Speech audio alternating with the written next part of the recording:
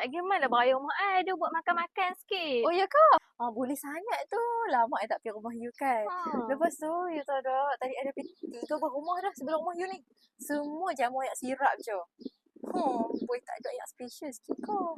Tak apa, satgi mai lah rumah I. Macam yang special sikit kat you. Kesan you kan syudah ayak sirap je. Itulah. Mampu dah aku satgi dia mai rumah aku ayak sirap juga ni. Ish, macam mana nak bantu ayak apa ah? Jumpa pun sebut ni. Boleh lah bantu ayak ni satgi. Berapa lah special sikit orang mai. Assalamualaikum. Mana tuan rumah ni? Kami mai nak raya. Mai dah masuk. Mai. Wih, ayak Bandung lah bancu.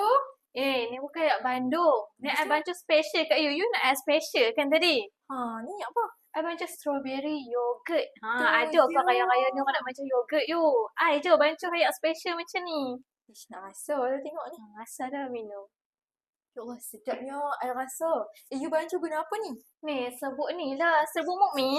Wow. Senang tau nak bantu. Patutlah dah ada cara bancu semua ada dah kat sini. Lepas ni kalau you nak panggil orang rumah you pergi beli cepat kat beg kuning depa. Ada dekat beg kuning? Ada. Cepat. I nak pergi belilah satu. Ni bagi kat Lagi ambil lah. Terima kasih.